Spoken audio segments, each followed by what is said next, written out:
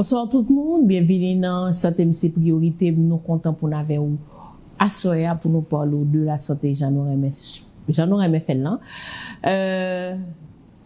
Nous pas parler longtemps, mais nous venons remarquer gain. Nous pas seulement besoin de venir avec un spécialiste pour nous dire que mais et telle maladie mais qui cause li mais qui cet homme qui j'en qu'à traiter li nous commencer par comprendre faut que nous rester plus dans prévention c'est ainsi nous avons remarqué que me fait des émissions seul pas besoin de parler de maladie tout le temps on parler de qui prévention nous qu'a fait pour que nous pas développer des maladies. Je dis dans émission Santé MC Priorité, j'en regarder des maintenant ouais que nous parler de qui importance leur bien manger li gagner sous cerveau. Nous pral suivre un documentaire avec groupe Art qui parlait de bien manger et pour bien nourrir cerveau. Nous pral et leur bien manger qui ça qui importance li pour cerveau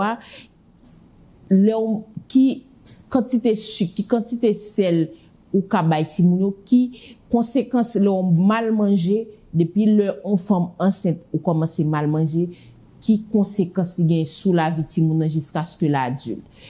Et c'est dans ce sens ça jodi an nous pral suivre documentaire ça qui pral parler de bien manger en nous bien nourrir cerveau nous parce que les cerveaux nous en forme c'est tout corps qui en forme. Nous pral suivre j'aime te dire avec groupe Art qui pral parler de importance le ou bay ti moun yo bien manger depuis leur enceinte ou commencer bien manger ou accoucher ou même femme qui porte ti moun ou bien manger qui conséquence gain sous émotion nous sous la vie nous sous santé physique nous sous santé mentale nous on nous suit ensemble.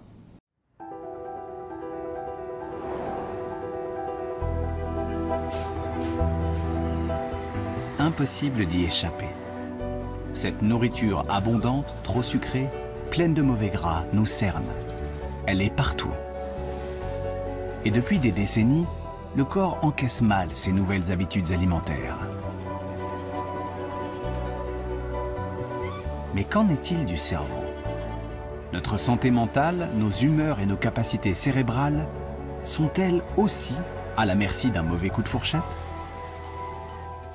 On sait que la malbouffe fait grossir, mais la science nous dit désormais qu'elle pourrait aussi faire rétrécir nos cerveaux. Attachez vos serviettes, les scientifiques passent à table. Une alimentation riche en gras et en sucre conduit à des modifications des parties du cerveau utilisées pour la mémoire. C'est un domaine de recherche récent, une science neuve qui met au jour une nouvelle facette de la nutrition. Une consommation importante de matières grasses et de sucre reprogramme le cerveau. Ce qui vous passe par la tête dépend aussi de ce que vous mettez dans votre assiette.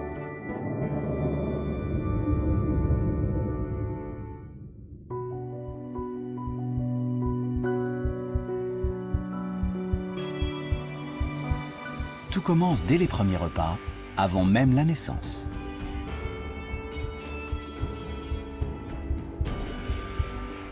Le cerveau se construit pendant la grossesse. Son fonctionnement plus tard dépend de la manière dont il aura été nourri et de ce que la mère aura avalé pendant 9 mois.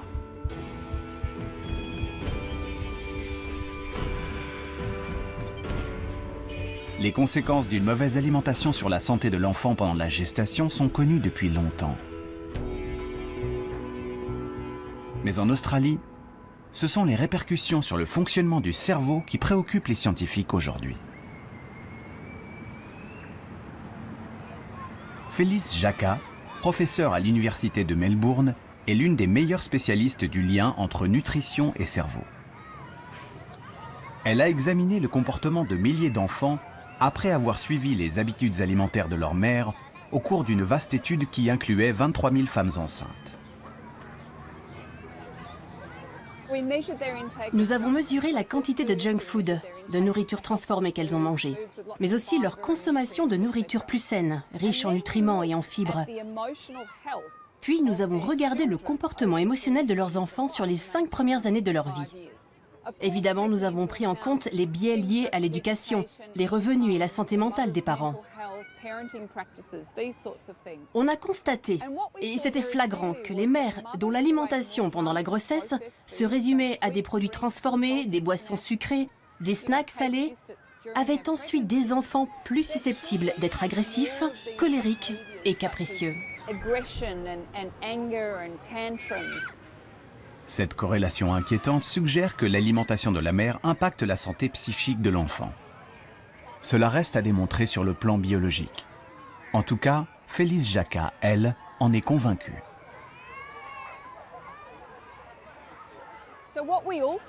Cette étude norvégienne nous a aussi permis de découvrir que l'alimentation de l'enfant comptait autant que celle de la mère.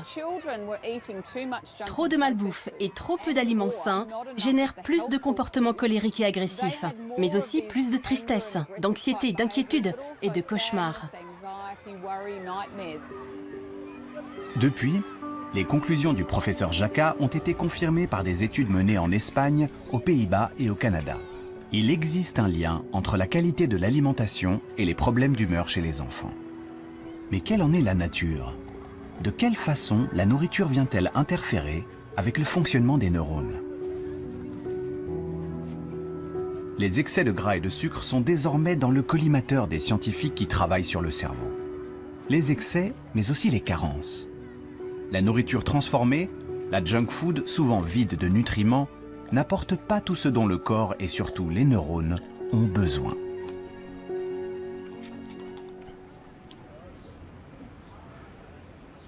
Dans ce laboratoire de l'Université de Bordeaux, les scientifiques étudient les conséquences des carences alimentaires sur le cerveau des souris.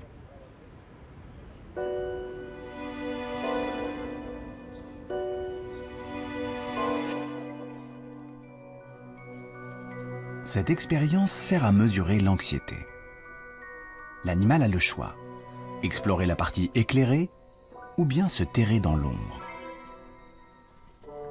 Une souris normale prend toujours le temps d'examiner la zone éclairée.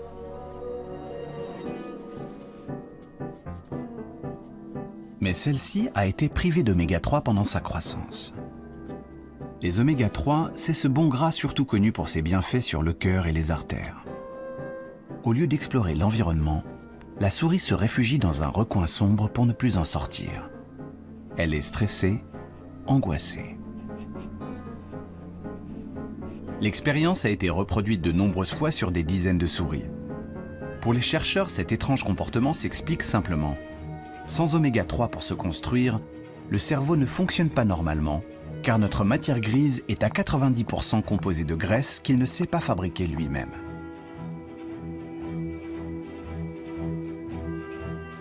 Le cerveau, c'est l'organe après le tissu adipeux le plus riche en acides gras polyinsaturés, qu'on appelle aussi oméga 3. Donc ces oméga 3, ils sont indispensables, c'est-à-dire que comme l'organisme ne peut pas les fabriquer, il faut qu'on les mange, donc on va les trouver dans l'alimentation. Les poissons gras, les abats, les huiles végétales, les graines comme les noix ou les amandes ont longtemps été les principales sources d'oméga 3 pour l'homme. Des aliments qui se sont raréfiés dans la cuisine des pays industrialisés.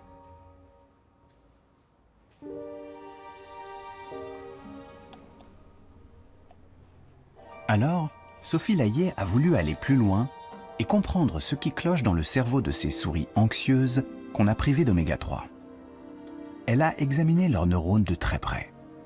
Et sous le microscope, des anomalies apparaissent clairement. Ici, les neurones ont une arborisation, c'est-à-dire tous ces prolongements qui est réduite en situation de carence alimentaire en oméga 3. À un niveau plus précis, on voit que la connexion entre les neurones qui est représentée par ces petites protubérances, ces synapses, sont également diminuées et ceci traduit qu'il y a un impact sur la connectivité entre les neurones dans le cerveau de ces souris carencées en oméga 3. Sans oméga 3 pour se développer, les neurones auraient donc du mal à communiquer entre eux car la structure même des cellules est modifiée.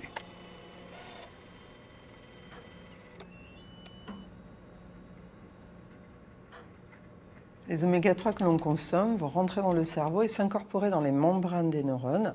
Et lorsqu'ils s'incorporent, ils vont donner une flexibilité à cette membrane des neurones plus importante et permettre une meilleure connexion de ces neurones entre eux.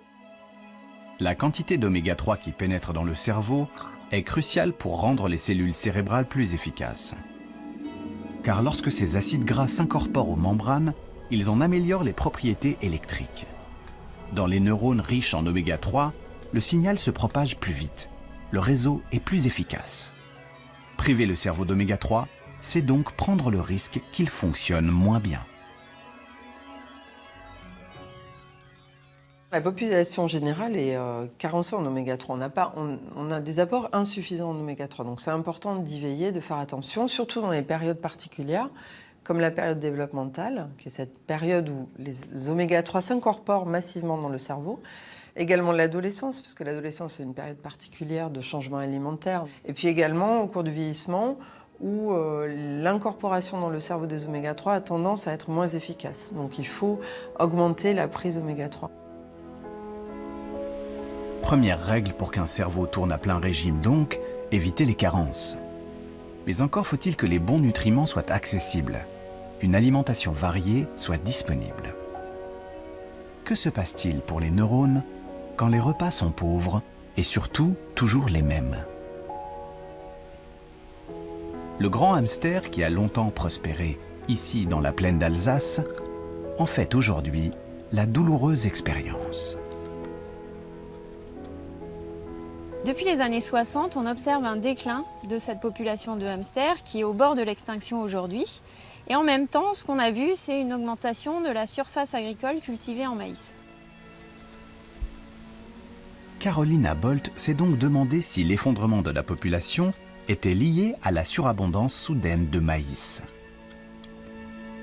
Elle a donc fait une expérience de laboratoire en nourrissant le hamster exclusivement avec cette céréale.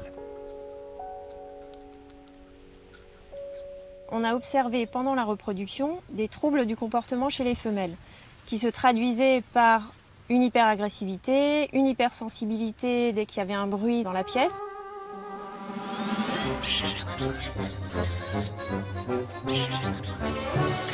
Et surtout, ce à quoi on ne s'attendait pas, c'est que ces femelles ont dévoré leurs petits dès le premier jour après leur naissance. Et ce comportement a été observé chez plus de 80% des femelles. Un piètre régime alimentaire suffit donc à faire glisser le hamster dans une folie meurtrière. En cause, une simple vitamine. C'est une carence en vitamine B3 qui est à l'origine de ce comportement anormal, puisque lorsque nous les avons supplémentées en vitamine B3 en plus de leur régime à base de maïs, elles ont retrouvé un comportement tout à fait normal et elles se sont mises à allaiter leurs petits, à les élever comme des femelles nourries avec un régime diversifié. La mésaventure du hamster a quelque chose d'inquiétant. Un régime carencé, déséquilibré, pourrait-il déclencher chez nous aussi de l'agressivité, des réactions violentes?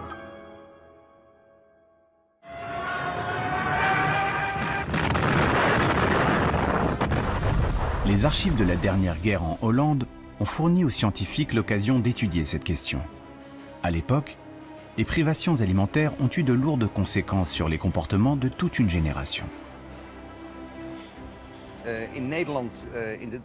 Pendant la Deuxième Guerre mondiale, il y a eu une famine aux Pays-Bas.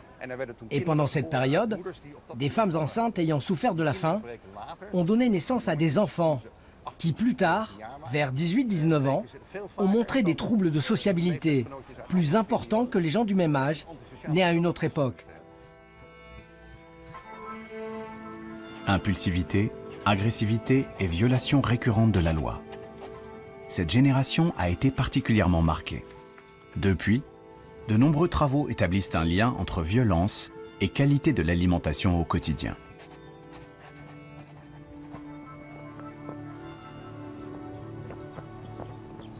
Ab Zalberg est docteur en psychologie et conseiller politique au ministère de la Justice. Sa spécialité, nutrition et criminalité. Il est convaincu qu'enrichir la nourriture en vitamines, acides gras et minéraux peut réduire l'agressivité.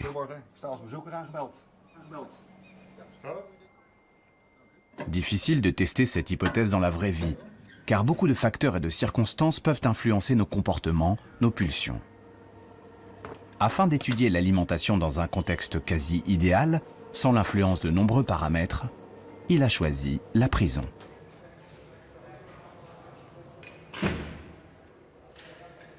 Absalberg a donc lancé une expérience pour laquelle 221 détenus se sont portés volontaires.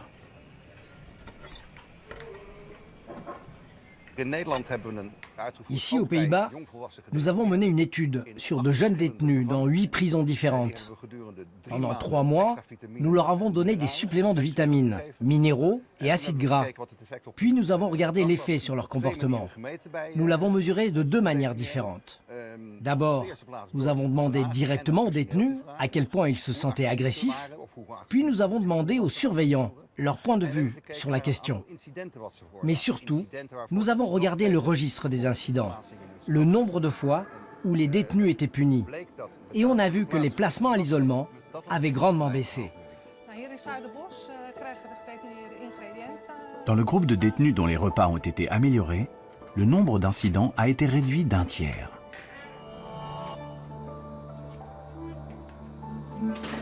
Des études équivalentes menées dans les prisons britanniques et australiennes arrivent à la même conclusion. Minéraux, oméga 3 et vitamines ajoutées comme compléments alimentaires réduisent les comportements violents.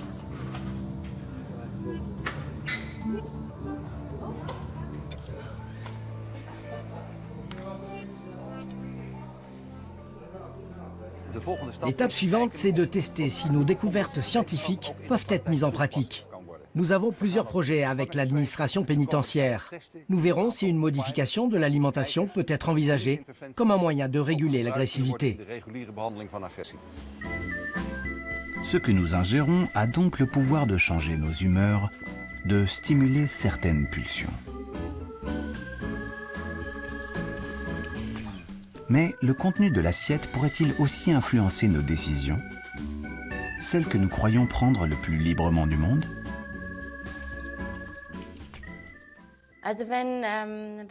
Quand on demande aux gens s'ils pensent que la nourriture, ce qu'ils mangent, a un impact sur la santé, la plupart répondent oui.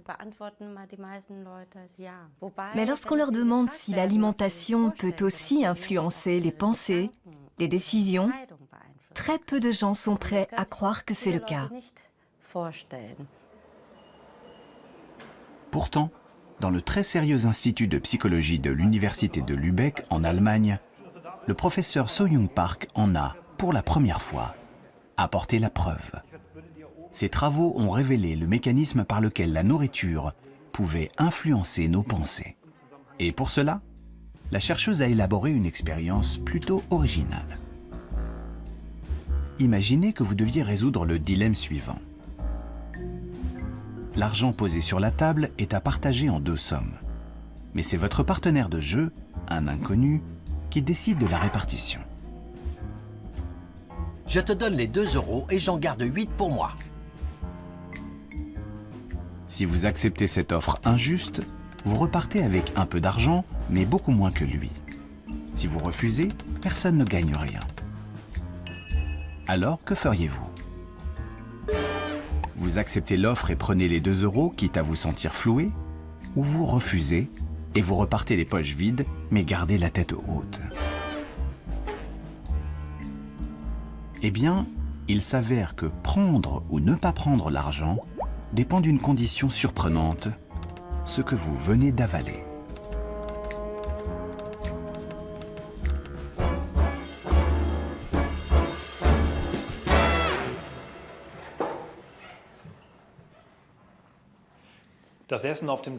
Nous vous avons préparé un petit déjeuner. La seule consigne à respecter, c'est de tout manger. Je reviens plus tard pour la partie comportementale. Bon appétit.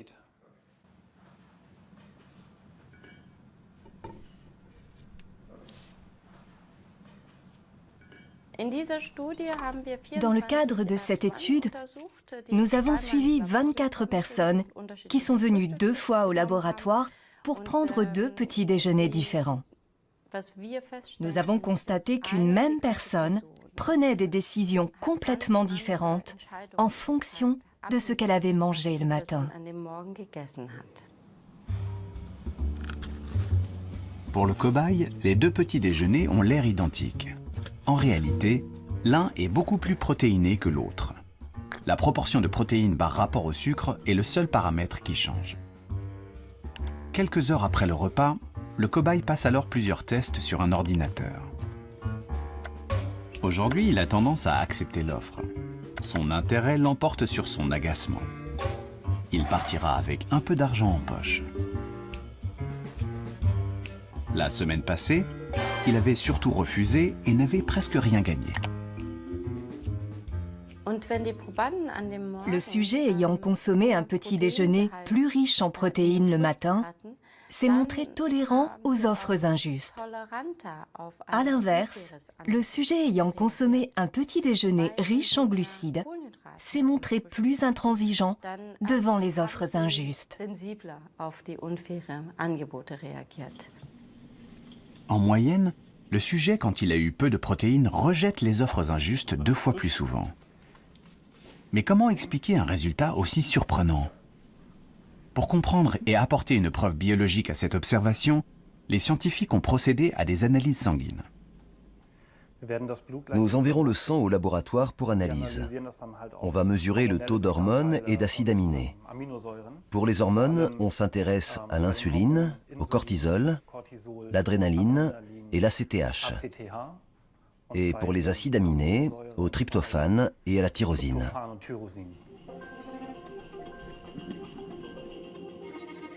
Dans cette liste, le plus important, c'est la tyrosine. C'est un acide aminé qui entre dans la composition d'une protéine très importante pour le fonctionnement du cerveau, la dopamine.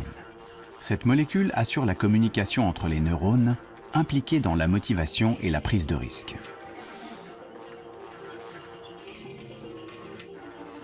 Les résultats des analyses montrent que les sujets qui présentent un taux plus élevé de tyrosine dans le sang sont ceux qui acceptent plus facilement l'offre inéquitable.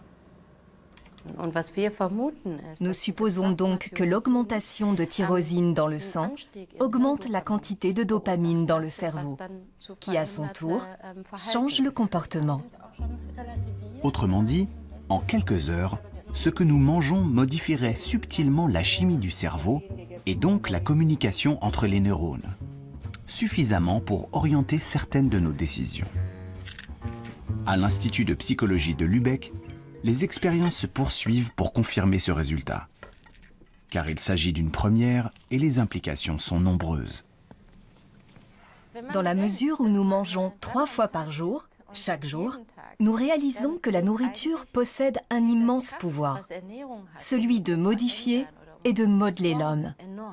Il est donc indispensable de réfléchir à la manière dont nous pouvons nous servir de l'alimentation pour favoriser notre bien-être ou optimiser notre état mental.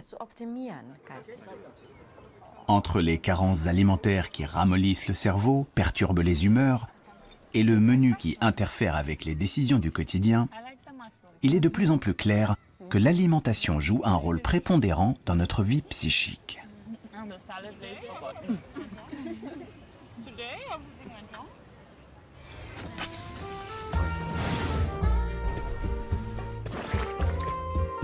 Mais qu'en est-il alors de la malbouffe, dégoulinante de sucre et de mauvaise graisse? Qu'arriverait-il si nous ne mangions plus que cela?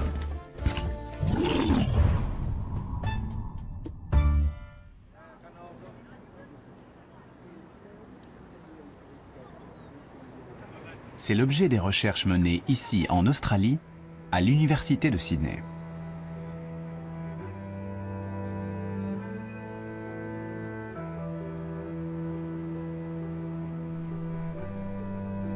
Margaret Morris dirige le seul laboratoire au monde où les rats sont nourris à la malbouffe. Celle que vous trouvez dans les supermarchés et qu'on vous sert dans les fast-foods bon marché.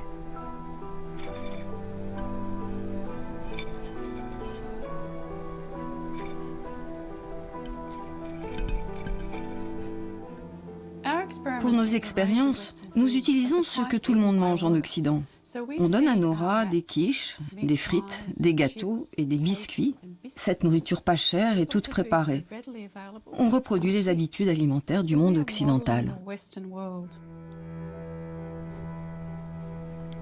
Première conséquence, le rat double ses rations alimentaires. L'animal n'est jamais rassasié. Mais ce n'est pas le plus surprenant.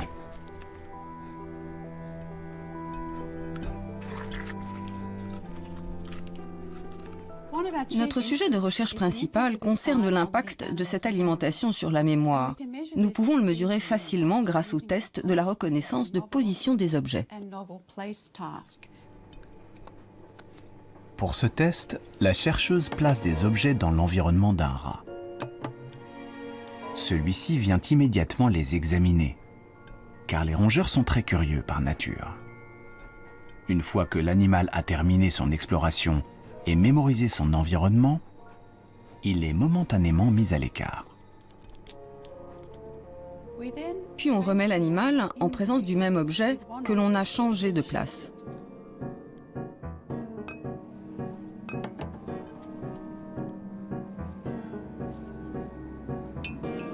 À son retour, le rat passe plus de temps à examiner l'objet qui a changé de place, car l'autre, il le connaît déjà. Il est gravé dans sa mémoire.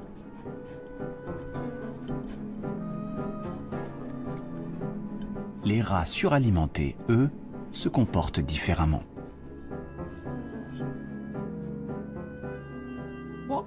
On a observé que les animaux qui mangent très gras, très sucré, ont du mal à se rendre compte, à se rappeler que l'objet a été déplacé. Contrairement aux rats qui ont mangé sainement, ceux qui mangent gras ou sucré passent autant de temps à explorer les deux objets, ce qui trahit une altération de la mémoire spatiale.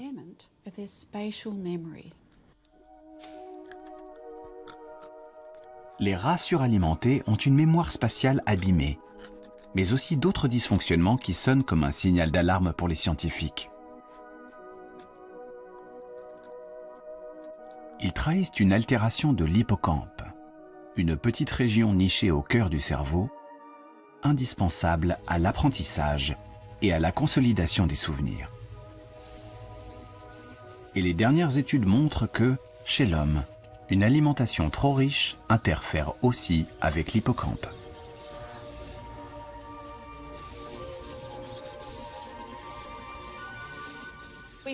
On a par exemple mis en évidence qu'il existait un lien entre l'alimentation et la taille de l'hippocampe, mais aussi avec celle de la matière grise ou de la matière blanche. Des études d'intervention commencent aussi à sortir. Elles montrent que 4 jours d'un régime à base de malbouffe suffisent à altérer les fonctions cognitives qui dépendent de l'hippocampe. You order Coke?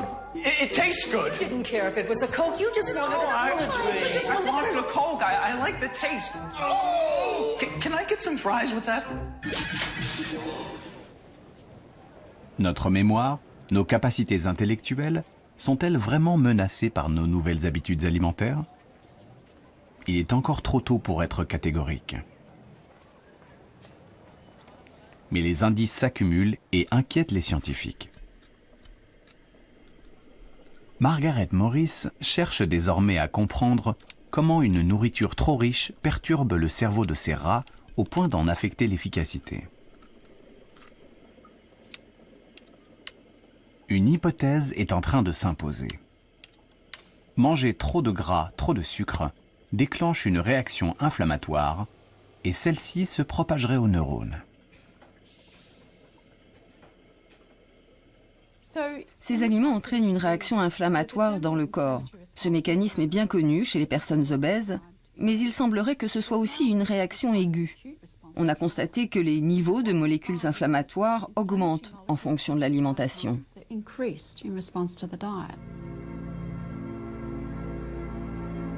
Une alimentation trop riche déboussole le système immunitaire.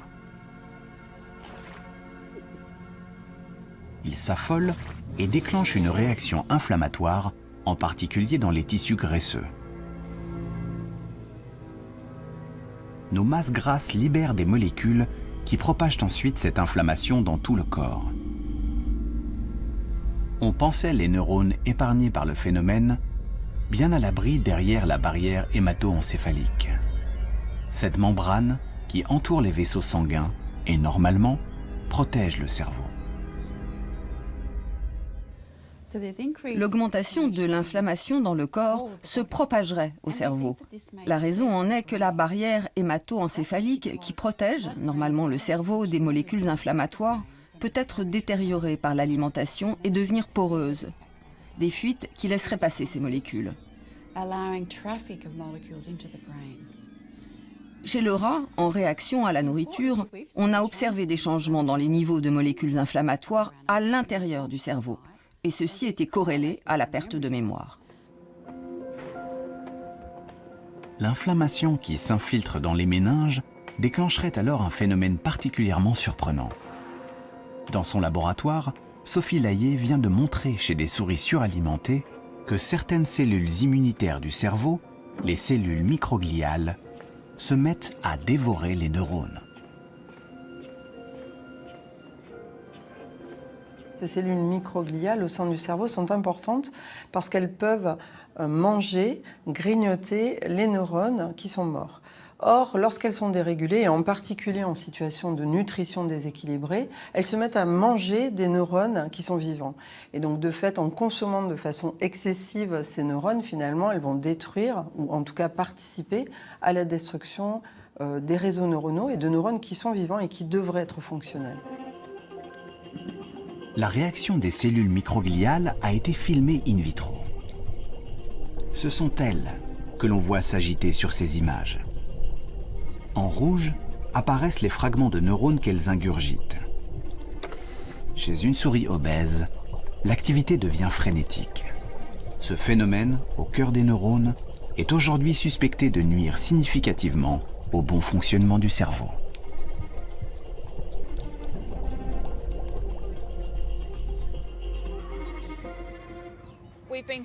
Cela fait 30 ans qu'on dit aux gens « Ne mangez pas ça, vous allez faire une crise cardiaque, vous allez avoir un cancer ou devenir diabétique. » Et ça n'a rien changé aux comportements alimentaires. On espère que si les consommateurs comprennent que ce qu'ils avalent est vraiment important pour la santé de leur cerveau et celui de leurs enfants, cela aura un impact plus profond sur leurs choix alimentaires.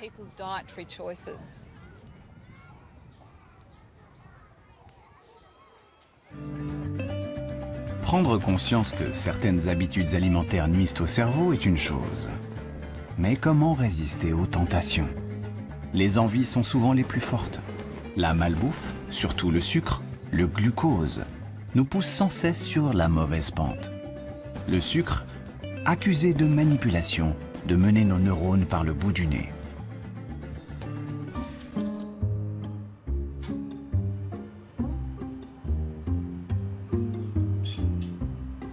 Microscope, mini-manipulateur et enregistreur ultrasensible. Xavier Fioramenti est aux commandes d'une machine capable d'enregistrer l'activité électrique d'un seul neurone. Le principe est simple. Une tranche de cerveau de souris baigne dans un liquide qui le maintient en vie.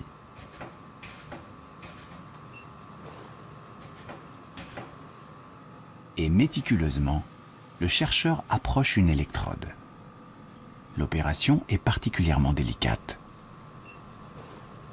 Ici, je descends la pipette dans la tranche de cerveau. Et maintenant, on va approcher cette pipette d'enregistrement à proximité du neurone jusqu'à établir un contact. Et ici, voilà. Ça y est, on a établi un contact et maintenant, on va pouvoir mesurer l'activité électrique du neurone. Les pics vers le haut que l'on voit sont des potentiels d'action. C'est de cette manière que les neurones codent l'information dans le cerveau. Le temps qui s'écoule entre chaque pic constitue le message envoyé par le neurone. Donc maintenant, on va augmenter la concentration en glucose dans le bain. Et on va voir si cette cellule elle répond à cette augmentation de la concentration en glucose. Et comme on peut voir ici, cette cellule, en réponse à l'augmentation de la concentration en glucose, a une activité électrique qui est augmentée. Il y a plus de potentiel d'action qu'on pouvait le voir ici avant l'augmentation de la concentration en glucose. Ici, le signal est celui d'une seule cellule. Dans le cerveau, les neurones sont tous connectés les uns aux autres. Les scientifiques suspectent donc le glucose d'avoir la capacité de modifier l'activité de zones cérébrales entières, celles qui contrôlent les émotions, le plaisir.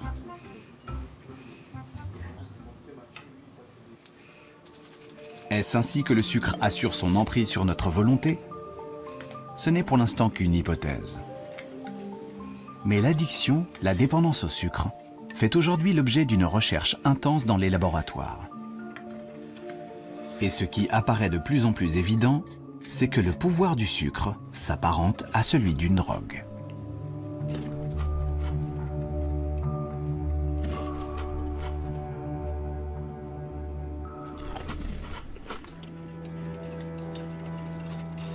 Serge Ahmed a été un des premiers à en apporter la preuve avec une expérience très simple. Il a d'abord élevé des rats en leur donnant de la cocaïne et du sucre. Puis, après des semaines de ce double régime, il a confronté les animaux à un choix. Donc là, nous avons la situation dans laquelle l'animal a le choix entre un levier qui est connecté à une seringue qui contient une drogue en solution, et donc la drogue en question, c'est une drogue dure, comme de la cocaïne et l'héroïne, et à gauche, un levier qui lui permet de contrôler une autre seringue qui contient une boisson sucrée. Et là, on voit que l'animal fait le choix de la boisson sucrée. Les rats se tournent 4 fois plus souvent vers l'eau sucrée que vers la drogue. Pas d'overdose avec le glucose, mais l'envie irrépressible est bien là. Donc cette expérience, très simplement, démontre que le sucre a un potentiel addictif plus important que nous l'avions imaginé jusqu'à présent, et peut-être même plus important que celui de drogues dures, comme la cocaïne et l'héroïne.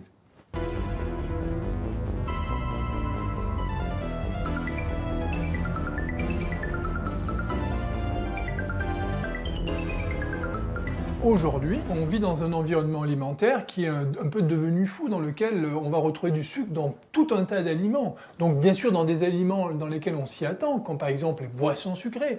Mais on va retrouver également du sucre dans des aliments qui n'ont pas vocation à être sucrés, comme par exemple le jambon ou la soupe. Et on pourrait citer d'autres exemples. Et rajouter du sucre dans ces aliments-là va justement contribuer au fait qu'on va rendre des gens accros à leur insu.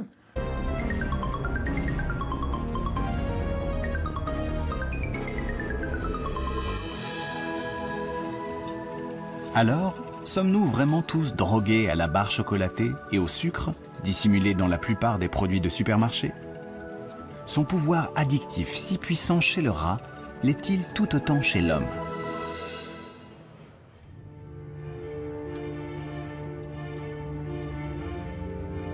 L'influence de la nourriture sucrée sur le cerveau humain est justement à l'étude ici, à l'Institut de recherche de l'Oregon.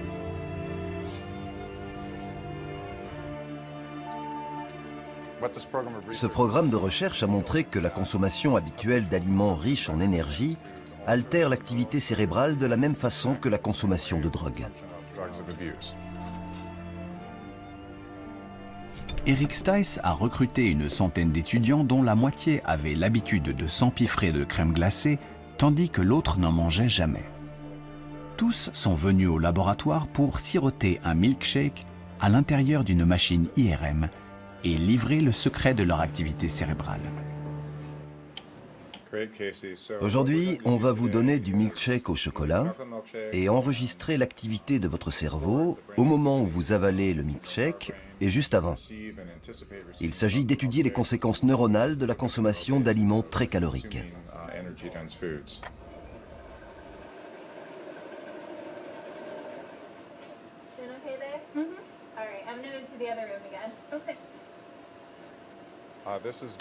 C'est très simple. Vous allez boire du milkshake et vous aurez juste à rester immobile. Après l'avoir gardé en bouche 5 secondes, vous pourrez l'avaler. On répétera cette expérience plusieurs fois. Grâce à un simple tuyau, le sujet sirote le milkshake sans bouger la tête. On a découvert que chez les gens qui n'ont pas l'habitude de manger de la crème glacée, le circuit de la récompense s'active facilement. Il s'allume de manière très forte. En revanche, chez ceux qui mangent souvent de la crème glacée, la réaction est différente. Il n'y a pratiquement aucune activation. Cela montre que la consommation régulière d'aliments très caloriques réduit le plaisir que l'on ressent lorsqu'on en mange. Le circuit de la récompense est une région cérébrale qui contrôle la sensation de plaisir. Elle est particulièrement sensible à la consommation de sucre. Mais trop en manger finit par atténuer sa réactivité.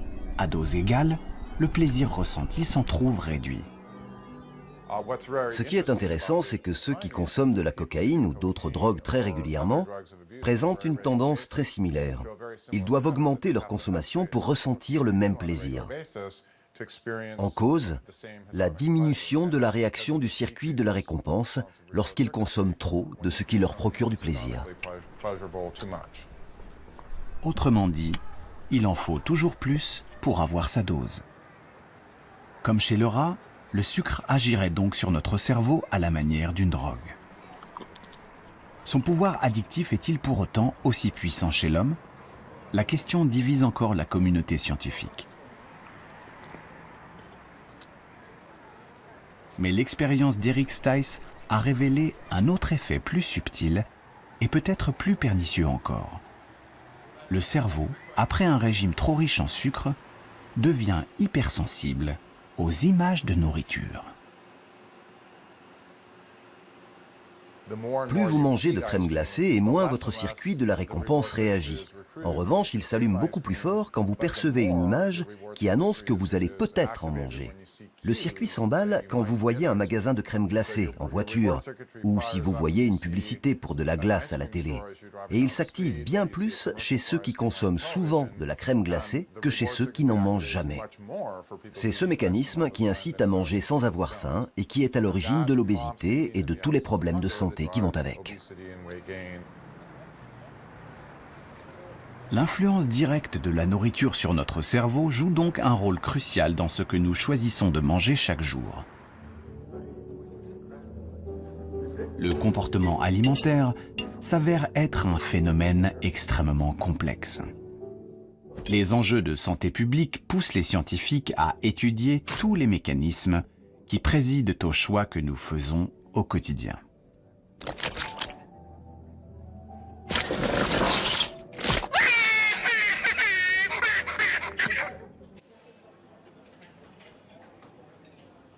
Que se passe-t-il vraiment dans le cerveau au moment de prendre un dessert plutôt qu'une entrée, un poisson plutôt qu'une viande? Qui tire vraiment les ficelles?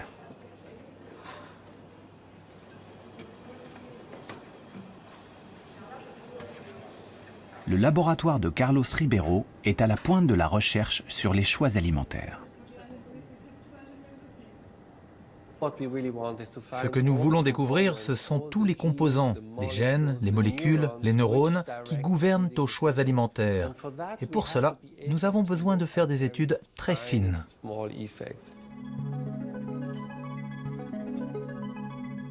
La simplicité de son modèle, la mouche, permet d'explorer de nouvelles voies, de nouvelles hypothèses.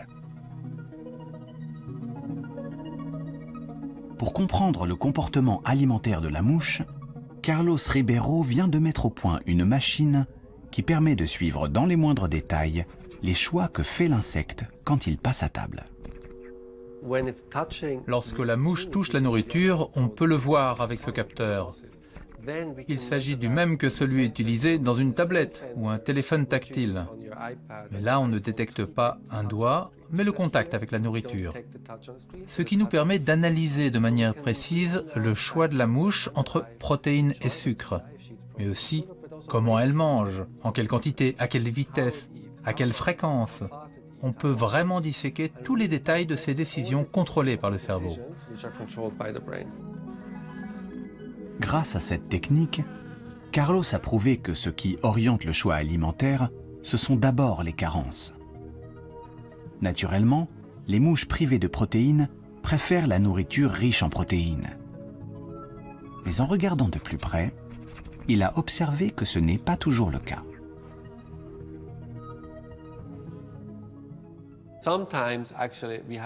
On s'est rendu compte que certaines mouches n'avaient jamais d'attirance pour les protéines. On a donc cherché à comprendre pourquoi. Et on a découvert que l'intestin des mouches qui ne s'intéressaient pas aux protéines était colonisé par des bactéries. Après avoir réalisé de nombreuses expériences, on a montré qu'il existait 2 bactéries spécifiques qui inhibent l'appétit pour les protéines. Ces 2 bactéries ont donc un impact très important sur l'envie de protéines chez les mouches. Les mouches, au moment de choisir leur alimentation, sont donc influencées par les bactéries présentes dans leur intestin. Cette découverte inattendue soulève évidemment une question importante. Les bactéries de notre propre flore intestinale, ce que les scientifiques appellent le microbiote, sont elles aussi à la manœuvre dans notre cerveau? Jouent-elles un rôle dans nos préférences alimentaires?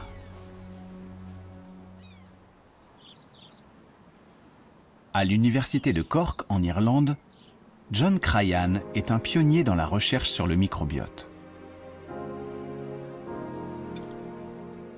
Il a réussi à prouver que chez les mammifères aussi, les bactéries de l'intestin interviennent dans certains comportements. Lorsque vous prélevez des bactéries sur des souris anxieuses et que vous les transplantez à des souris normales, le niveau d'anxiété de ces dernières augmente et vice-versa.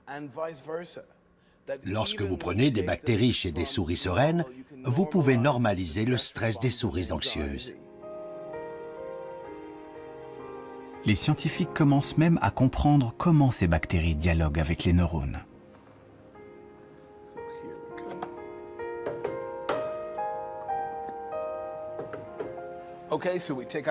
On retire les organes et on découvre le nerf vague, ici en jaune. C'est le long nerf connecté à tous les organes qui descend jusque dans les intestins. C'est vraiment la voie de communication clé entre nos intestins et notre cerveau.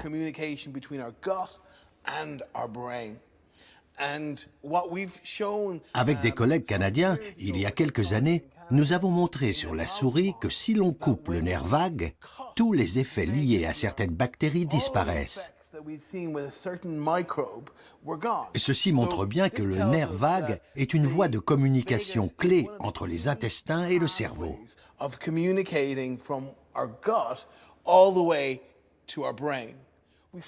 Il nous reste à comprendre ce qu'il se passe exactement dans le cerveau.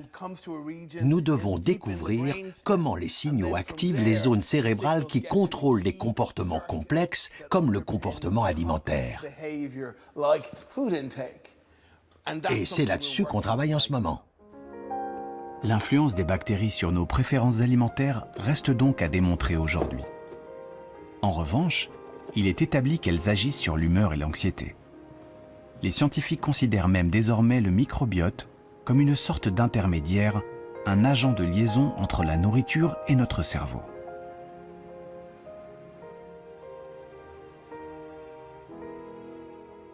Le principal facteur qui influence la flore intestinale, c'est la nourriture que nous consommons.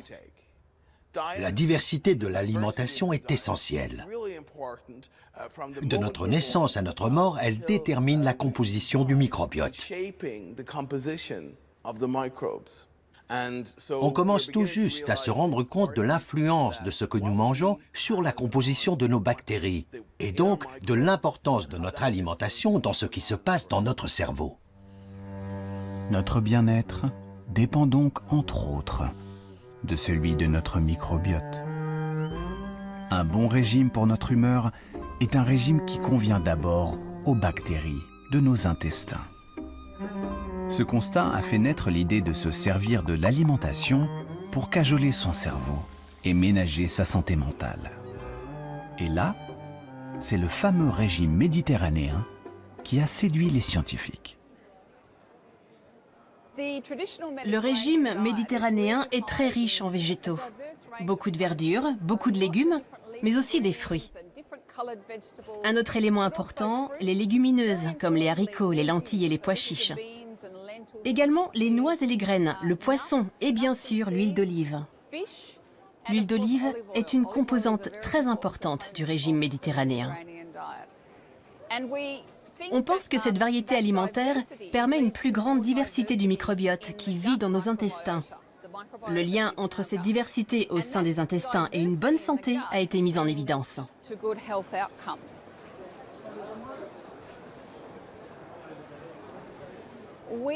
On a réalisé une première étude l'an dernier avec 67 personnes qui souffraient de dépression sévère. Ils ont reçu l'aide d'un diététicien pendant 3 mois. À la fin, on a à nouveau évalué leurs symptômes. On a constaté que l'amélioration de la dépression était corrélée au changement de l'alimentation. Ceux qui ont adopté au mieux le régime méditerranéen sont ceux dont les symptômes ont le plus reculé.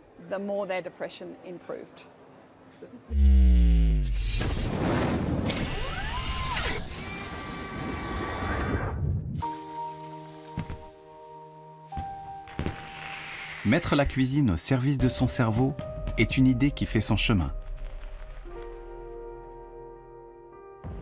Les scientifiques explorent désormais toutes les pistes. Les épices vantées depuis des siècles par la médecine traditionnelle indienne sont désormais étudiées dans les laboratoires pour leurs vertus sur le mental.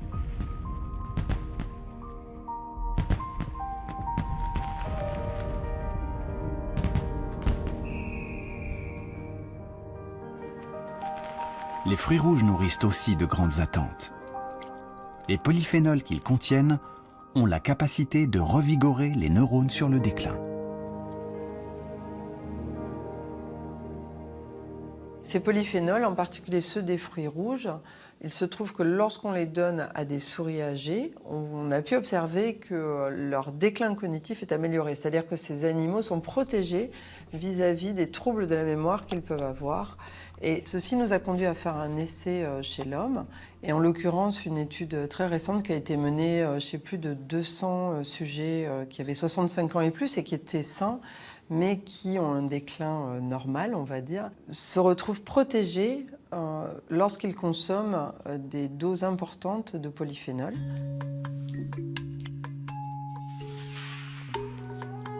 Les fruits rouges et les épices sont-ils les ingrédients miracles pour des neurones éternellement jeunes? Il est encore prématuré de le dire. La science commence à peine à découvrir les secrets de cette relation inattendue entre l'alimentation et le cerveau. Le menu idéal pour nos méninges reste largement un mystère aujourd'hui. Mais un régime diversifié, équilibré, qui boude la nourriture transformée, le sucre, et qui favorise les fruits et les légumes, semble à ce jour la meilleure recette pour préserver au mieux ses facultés mentales.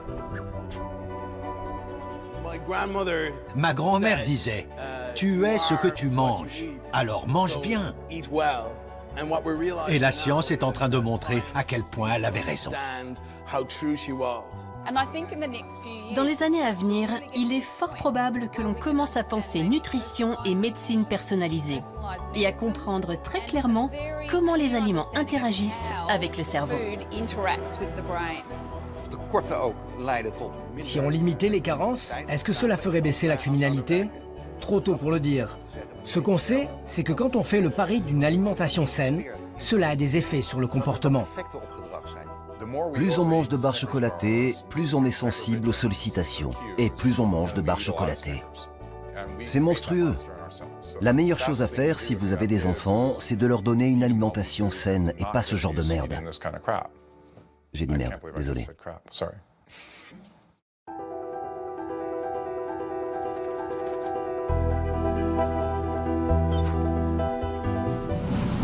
Amis téléspectateurs, j'en t'a suivi avec nous, ou t'as suivi le documentaire ça, qui t'a parlé nous de qui ça pour nous manger, qui ça pour nous pas manger, qui vraiment ça qui retenu c'est quantité sucre pour nous consommer, pour un corps être humain consommer, ça nous doit bailler ti moun yo.